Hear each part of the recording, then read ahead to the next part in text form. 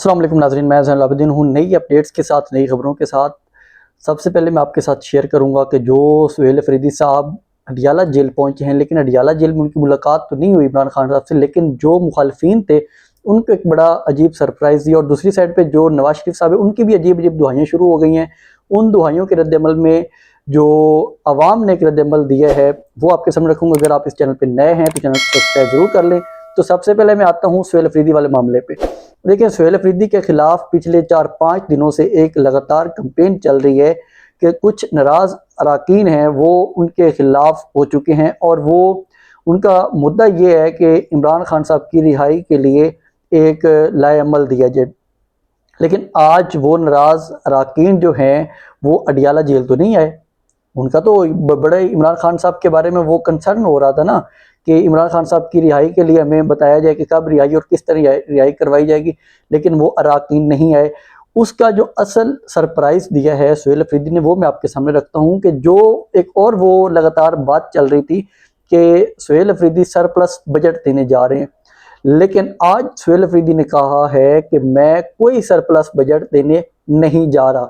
ये सबसे बड़ा जो पॉइंट था जिसके ऊपर जो अली बिन गंडापुर और उसके बाकी हवारी जो उसके साथ एक ग्रुप बना हुआ है 27 अराकीन का, जिनके मुबैना तौर पे नाम लिया जा रहा है, उनका ये कहना था कि जो सुहेल अफरीदी है ये सरप्लस बजट क्यों दे रहा है 200 अरब रुपए से ज़्यादा का।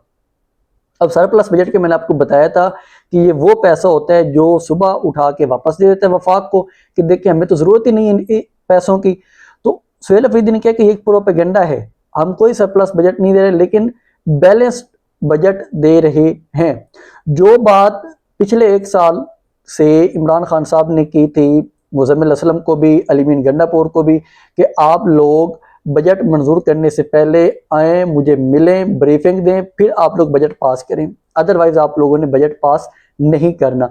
ये बहुत बड़ा पॉइंट है सुहेल अफरीदी के पास कि वो बजट को होल्ड कर सकते हैं या बजट को ऐसा ऐसा मंजूर करवा सकते हैं कि 2 महीने का, 3 महीने का, 4 महीने का, अगर जब तक ये इमरान खान साहब से इनकी मुलाकात ना करवाएं तो ये सुहेल अफरीदी के पास मौका है कि वो इमरान खान साहब से मुलाकात कर सकते हैं। सियासतदानों के पास मौके कभी कभी आते हैं और उन मौकों को उन्होंने अवेल करना होता है। अगर सुहेल अफरीदी ये मौका अवेल कर लेते हैं, वो मुलाकात कर लेते हैं इमरान खान साहब से, तो जो एक उनकी पॉपुलैरिटी का ग्राफ नीचे आता जा रहा है लगातार, क्योंकि वो कोई एक लाएअमल नहीं दे सके अब तक इमरान खान की रिहाई के लिए। 7 माह हो चुके हैं, कोई टफ टाइम नहीं दे सके इस निज़ाम को। अगर वो अभी यहाँ पे एक स्टैंड ले लें कि हम बजट पास नहीं करवाते, अलीमा खान साहबा भी यही बात कर रही थी कि आप लोग बजट पास कर क्यों रहे हैं। जब उन्होंने कहा ना, सुहेल अफरीदी ने एक अंदर ये बयानिया बनाने की कोशिश की कि देखें हमने जो बजट है वो अपनी कैबिनेट से मंजूर करवा ली है, अब हम आगे बजट पास करेंगे, तो उधर अलीमा खान साहब ने कहा कि आप बजट पास क्यों कर रहे हैं जब आपको पता है इमरान खान साहब से आपकी मुलाकात नहीं होने दी जा रही, लगातार आपकी मुलाकातें रोक रहे हैं, तो आप बजट को क्यों नहीं रोक रहे। तो यहाँ पे सुहेल अफरीदी के पास जवाब कोई नहीं था, वो चुप हैं।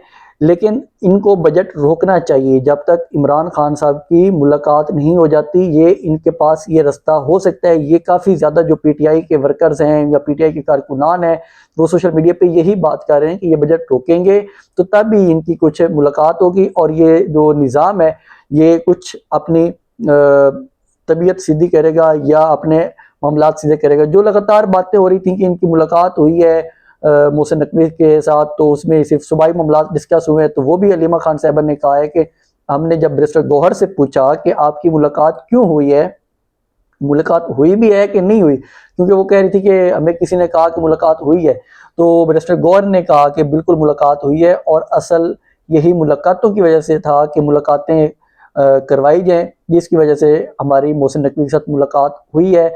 लेकिन उन मुलाकातों का भी कोई नतीजा पॉजिटिव नहीं आया और ना ही कोई नतीजा पॉजिटिव आना है, क्योंकि ये निज़ाम इंतहाई डरा हुआ है इमरान खान साहब से। ये जितना इमरान खान साहब को अंदर रखेंगे ये समझते हैं कि हम पॉपुलर होते जाएंगे, लेकिन ये उतना ही अपने आप को एक्सपोज कर रहे हैं, उतना ही अपना आप को ये अवाम की नज़रों में गिरा रहे हैं कि ये जो कुछ कर लें ये इमरान खान साहब की मकबूलियत तब तक नहीं छीन सकते जब तक एक दफ़ा वो वज़ीर आज़म बनेंगे। अगर उन्होंने डिलीवर किया तो अवाम उनके साथ खड़ी होगी, ना डिलीवर किया तो अवाम उनको भी छोड़ जाएगी। यही बोंगी मारी थी इन लोगों ने 2022 में, जब इमरान खान साहब की पॉपुलैरिटी ग्राफ बिल्कुल नीचे था। अगर तब इलेक्शन होते तो इमरान खान साहब को कोई वोट ही ना करता, वो चुप करके माइनस हो जाते इस सियासत से भी। लेकिन इन्होंने उनको जिंदा करने के लिए वेंटिलेटर दिया और वो अपनी सियासत जिंदा करके बैठे हैं।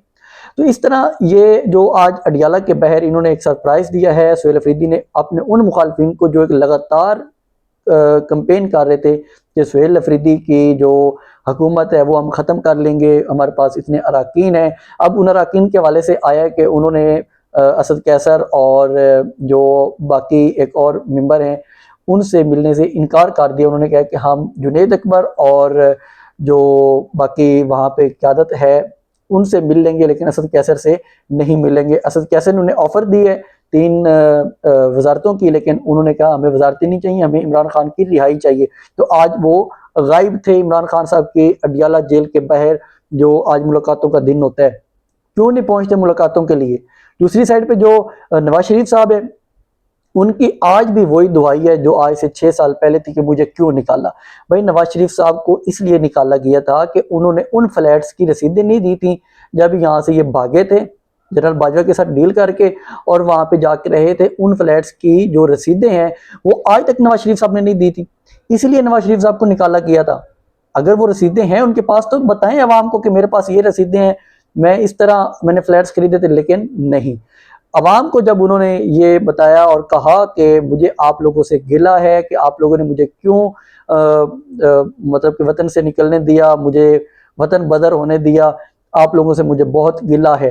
अवाम ने आगे से क्या काम किया, उन्होंने कहा कि पाक फौज जिंदाबाद, क्योंकि यही पाक फौज थी जिन्होंने आपको निकाला था। मुबैना तौर पे जो अभी के आर्मी चीफ साहब हैं, ये उन दिनों एक एजेंसी को हेड कर रहे थे, जिस एजेंसी ने इनके खिलाफ पूरा करप्शन का केस जो था, जो जेआईटी बनी थी, उसमें इनका एक मेंबर था जो इनके अंडर था, उन्होंने निकाला था नवाज शरीफ साहब को।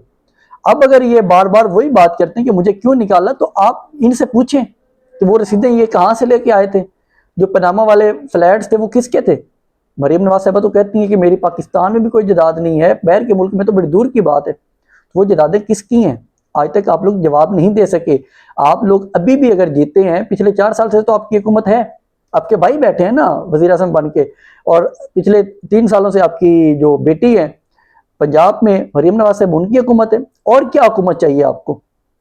आपको सिर्फ इसलिए हुकूमत नहीं देते कि उनको पता है कि आपके जो एक करप्शन का तरीकाकार है, वो ये जानते हैं, ये साहबान जो शहबाज शरीफ साहब को और आपकी बेटी को लेके आए हैं, उनको पता है आपका। इस वजह से आपको वो दोबारा इक़्तिदार पे नहीं लेके आए। हालांकि उन्होंने आपको बुलाया था कि आप आए यहाँ पे, आप को हम यहाँ पे वज़ीर आज़म बनाएंगे 4थी दफ़ा, लेकिन नहीं बनाया, तो अब आप चुप करके बैठे। अगर आप में इतनी उसके अलावा वो ये बात कर रहे थे कि देखिए हम तो काम के ऊपर एक कंपेन करेंगे जो हमने काम किया है। अच्छा, आपने ये काम किया है कि फार्म 47 के ज़रिए यास्मीन राशिद साहबा से हारे हुए थे, फार्म 47 लेके आप इलेक्शन में आ गए, असेंबली में आ गए, ये आपका काम है। आप में इतनी करेज होनी चाहिए थी कि आप कहते हैं कि मैं हार चुका हूं, तो वो जो कैंसर सर्वाइवर हैं उनको छोड़ें, उनको ही उनकी ही सीट है, उनको दें। लेकिन इतनी करेज होती तो फिर क्या बात थी, क्योंकि यहाँ पे जो मेयर शराफत हैं उनसे भी हार के मरीम नवाज साहबा के बारे में आता है।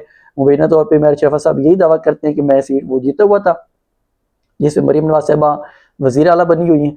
तो यहाँ पे एक धौंस धांधली से बिठा दिया गया है। तो अब आप अवाम के अंदर आते हुए कम से कम इतना जुर्रत तो करें कि इस तरह की बातें ना करें कि मुझे क्यों निकाला गया। लेकिन इतनी जुर्रत नहीं है कि जो ये लगाए हुए हैं, आपको प्रोटोकॉल मिल रहा है वहां पे, लेकिन जो दूसरी पार्टी है पीटीआई की, सुलेमान अकरम राजा साहब, आज उन्हें सुबह बदर कर दिया गया। वो पहुंचे थे, नईम हैदर पंजोता पहुंचे थे, शौकत बसरा पहुंचे थे वहां पे कंपेन करने के लिए, पीटीआई की जो वहां पे इलेक्शन कंपेन है, लेकिन उनको भी सुबह से निकाल दिया गया। ये आपकी करेज है। जब आपकी करेज इस जैसी होगी, इस तरह की होगी कि आप कहेंगे कि फिर बाद में बोलेंगे कि मुझे क्यों निकाला। इस तरह की बातें आपको अब जेब नहीं देती। दूसरी साइड पे जो पीपल्स पार्टी के हवाले से बात चल रही है, वो वहां पे एक नया चूरन बेचने में लगी हुई है कि देखें जो इस वक्त इस्लामाबाद में बैठे हुए लोग हैं वो इस सूबे को चलाना चाहते हैं, मतलब कि केपी को, गिलगित बल्तिस्तान को और इन जगहों को इस्लामाबाद से चलाना चाहते हैं। लेकिन अब सवाल यहाँ पे ये पैदा होता है कि अब आप लोग जो अभी इतलात आ रही हैं कि ये बजट भी मंजूर करवाने के लिए और 28वीं तरमीम भी मंजूर करवाने के लिए इन्होंने हामी भर ली है। जो पिछली रात, कल रात जो गुजरी है, उस दिन मुलाकात हुई है मुबैना तौर पे मोहसिन नकवी की और आसिफ अली जरदारी की। तो उस मुलाकात में तमाम मामला तय पा चुके हैं कि किस किस तरह अब ये हम आपको चलाएंगे। और अब ये बयानियाँ बना रहे हैं कि देखें अगर हम ये चीज़ बचाएंगे तो हमने ये चीज़ कुर्बान कर दी लेकिन कराची को बचा लिया। ये अब जो बेनज़ीर इनकम सपोर्ट प्रोग्राम है वो भी इनसे वापस लेंगे वफाक वाले, और जो यहाँ पे कराची वाला है शायद मामला इनको छोड़ दिया जाए कि ठीक है हम कराची आपसे नहीं लेते, लेकिन BISP जो है वो हम वफाक के अंडर कर रहे हैं, उसको नया नाम दे के वो नया चूरन बेचेंगे मार्केट में आके। तो ये इनका जो एक तरीका वारदात है ये इन्होंने चलाना है। अब बजट भी इन्होंने इसीलिए आगे कर दिया है। 5 तारीख को बजट पास होना था, 3 तारीख को एक जो इजलास होना था चारों वज़राए आला जो हैं उनका, लेकिन नहीं, इन्होंने बजट आगे कर दिया है। वो बजट आगे करने की वजह यही है कि ये लोग चाहते हैं कि जो भी मामलात हैं हम वहाँ पे जो पैसा यूज़ करना है इन्होंने गिलगित बल्तिस्तान में, या वहाँ पे जो आवाम को लारे लगाने, तो उससे पहले हम लोग बजट पास ना करें, क्योंकि गिलगित बल्तिस्तान में 7 तारीख को इलेक्शन है और ये चाहते हैं कि अब हम 10 तारीख को बजट पास करें और आवाम के ऊपर जो इन्होंने बोझ गिराना है एक एटम बम होगा, महंगाई का एटम बम आने वाला है आवाम के ऊपर। तो ये अब इनकी जो वारदातें हैं वो लगातार ये कंटिन्यू है, ये चलाते हैं और फिर ये कहते हैं कि देखें जी हम तो बड़े मजलूम हैं हमारे ऊपर। तो अवाम को इनके जो ये तरीके वारदात हैं इनसे होशियार रहना चाहिए और उन्हें जो गिलगित बल्तिस्तान की अवाम है उनको अपने वोट का हक सही तरीके से इस्तेमाल करना चाहिए और उस वोट के ऊपर पहरा देना पड़ेगा, क्योंकि जो पंजाब है उसने कोई पहरा नहीं दिया था। तो उसके बाद जो हालत आज पंजाब में PTI की हो रही है तो इसी तरह हालत उनकी भी हो सकती है। तो इसलिए गिलगित बल्तिस्तान के अवाम को बहुत एक्टिव होना पड़ेगा। दूसरी साइड पे जो कश्मीर में सूरत हाल है वो इंतहाई कशीदा सूरत हाल होती नज़र आ रही है। 9 जून की जो कॉल है कश्मीर की जो अवाम है वो कोई कॉल वापस नहीं ले रही और वो कह रहे हैं कि हम अपना एहतजाज करेंगे और लॉन्ग मार्च करेंगे वो कश्मीर में। तो उसके लिए उन्होंने चंदा इकट्ठा करना शुरू कर दिया है और वहाँ की जो अवाम है वो उस चंदे में बढ़ चढ़ कर हिस्सा ले रही है। ये नहीं कि अवाम पीछे हट रही है, अवाम और भी ज्यादा बढ़ चढ़ कर हिस्सा ले रही है। तो ये चीजें जो हैं ये एक गलत डायरेक्शन पे जा रही हैं। इन्होंने एक ही काम चला रखा है इस पूरे निजाम ने कि मार धाड़। अभी जो इतलात चल रही है कश्मीर में ये कहा गया एक बड़े ओहदेदार की जानिब से कि देखें अगर आप लोगों ने लॉन्ग मार्च किया तो हम लोग जो एक डी चौक पे कर चुके हैं उससे कभी भी पीछे नहीं हटेंगे। लेकिन वो कश्मीर है, कश्मीरी अवाम बहुत गैरतमंद अवाम है, वो हमारे पंजाबियों की तरह नहीं है। माजरत के साथ पंजाबी बहुत ही बुज़दिल कौम है। तो इसलिए वो लोग अब देखें उनके साथ क्या करते हैं। उन्होंने एक पूरी लॉन्ग मार्च की कॉल दे रखी है लेकिन यहाँ पे निज़ाम वही डंडे के जोर पे चलाने की कोशिश कर रहा है, जो कि एक ख़तरनाक सिचुएशन बन जाएगी अगर ये वाला काम दोबारा रखा जाता है। तो जो 12 सीटें मुहाजिरीन की हैं उनके वाले से जो इतलात है कि शहबाज शरीफ ने उनके ऊपर कोई भी कंप्रोमाइज़ करने से इनकार कर दिया। उन्होंने कहा कि नहीं वो सीटें हम रखेंगे। शहबाज शरीफ की क्या जरूरत है, ये जिन्होंने इनकार किया ये उन्होंने इनकार किया है, शहबाज शरीफ ने कोई इनकार शिकार नहीं किया। तो इसके साथ मुझे इजाज़त दें, मज़ीद अपडेट्स हम आपके साथ नेक्स्ट ब्लॉग में शेयर करेंगे। अल्लाह हाफिज़।